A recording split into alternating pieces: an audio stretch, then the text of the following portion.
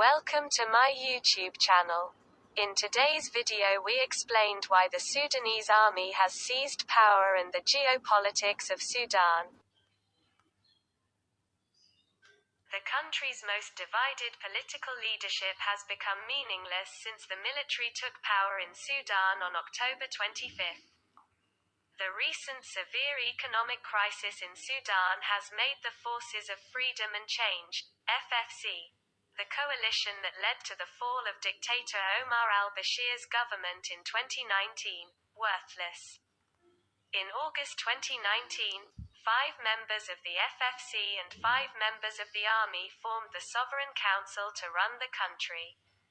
However, within 2 years, the FFC leaders had failed to provide any direction to the country, and the possibility of a military takeover had been speculated for some time. In the run-up to the promised democratic elections in November 2022, the coup must be seen not only in Sudan's internal affairs, but also in the country's regional and global context. Sudan's 2 political parties formed a new alliance on October 2nd.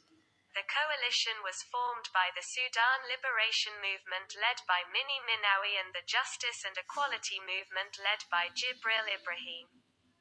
The parties signed a peace agreement with the Sudanese government in October 2020. Since then, both leaders have held important positions in the government. Minawi said they wanted the FFC leaders to listen to them. Al Jazeera says this has deepened the division of the FFC. These 2 political parties are mainly armed rebel groups in the Darfur region, who fought for regional autonomy during the Bashir government. The FFC also includes the Sudan People's Liberation Movement North, a rebel group in the Kurdistan region bordering South Sudan.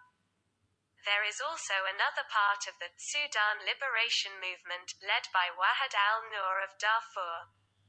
These armed groups were together in the middle of the FFC called the Sudan Revolutionary Front. These regional rebel groups have called into question Sudan's geographical integrity. These groups have received direct or covert support from regional and Western powers. The biggest example was South Sudan, which was separated from Sudan by Western aid. Another important part of the FFC was the National Consensus Forces, whose main leadership was in the hands of national-level political parties.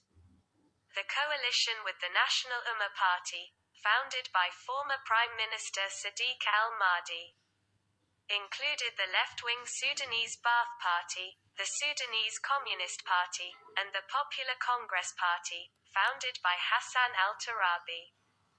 These parties have always received support from the West, especially Europe. Omar al-Bashir seized power in 1989 by overthrowing the government of Sadiq al-Mahdi. Since then, Mahdi has been the main political rival of Bashir's government. Further partners in the FFC were the Sudanese Professionals Association, a group of professionals, and a number of other feminist organizations, which have received direct support from Europe in terms of democracy and human rights. Sudan's economic misery cannot be separated from Western policy.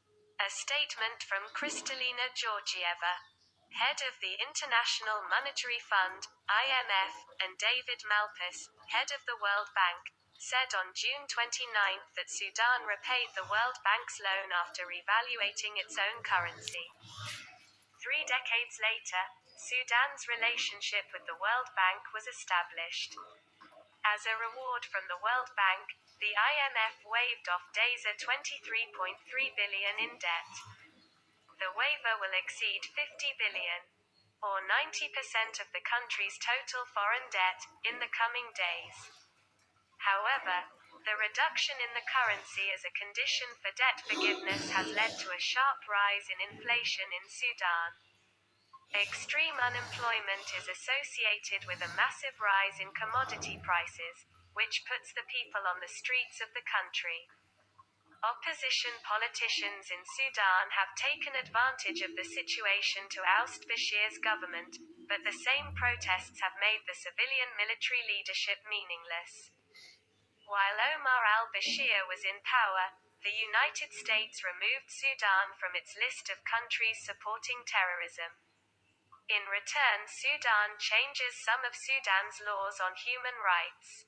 Sudan's economy has been in crisis since South Sudan's oil fields seceded from Sudan. Since then, Saudi Arabia has provided financial support to Sudan, including oil supplies.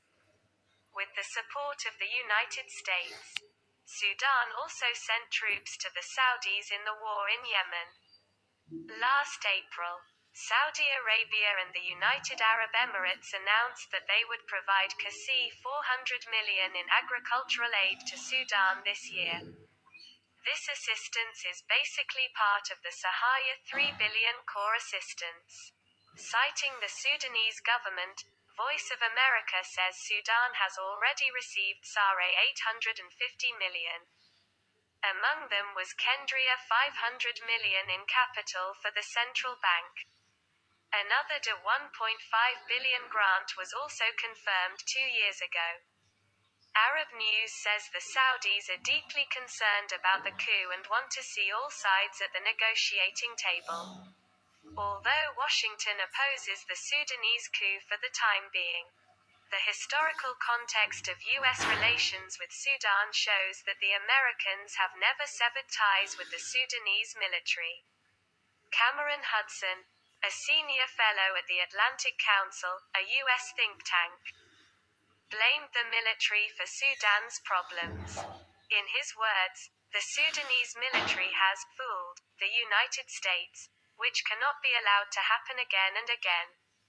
He, however, avoided the consequences of the conditions imposed on the Sudanese economy by the IMF and the World Bank.